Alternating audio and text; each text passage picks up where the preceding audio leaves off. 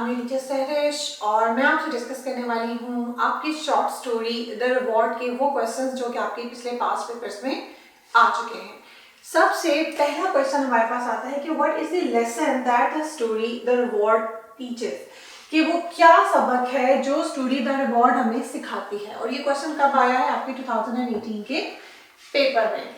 इसमें हम कह सकते हैं कि इसके आंसर में हम लिख सकते हैं कि only opportunity is not enough, we must have strong determination and we must work hard to achieve our goals। हमें अपने मकसद को हासिल करने के लिए एक तो पुरअज़्म रहना चाहिए और मेहनत करने की ज़रूरत है, सिर्फ एक मौका ही काफ़ी नहीं होता। और there is no shortcuts in life for success, कि ज़िंदगी में कामयाबी हासिल करने के कोई शॉर्टकट नहीं होते। You have to go a long way, आपको बहुत मेहनत से अपने उस मकाम तक पहुंचना पड़ता है, आप किसी शॉर्टकट के जरिए वहां नहीं पहुंच सकते। नेक्स्ट क्वेश्चन है जी, how gorgeous persuade his people to make his country strong.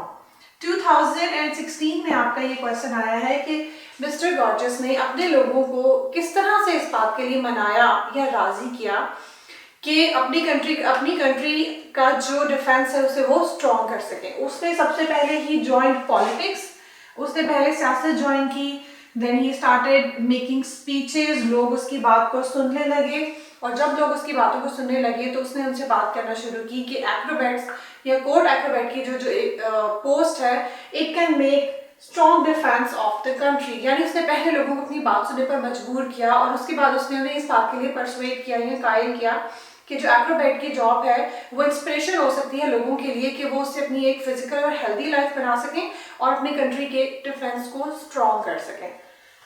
Next question है, did gorgeous use any shortcut to achieve his ambition. 2014 में आपका ये क्वेश्चन आया है कि क्या गॉर्जियस ने कोई शॉर्टकट इख्तियार किया था अपने उस मकसद तक पहुंचने के लिए। इसका बहुत सिंपल और स्ट्रेट जवाब है नो, नहीं। He did not use any shortcut to achieve his ambition। उसने अपना मकसद हासिल करने के लिए किसी भी किस्म का कोई शॉर्टकट इस्तेमाल नहीं किया था। ये वो कुछ क्वेश्चंस हैं जो आपके पास्ट पेपर में आए हैं। अगर इस चैप्टर के हवाले से अभी भी आपके जहन में कोई क्वेश्चन है तो आप मुझसे नीचे कमेंट करके पूछ सकते हो।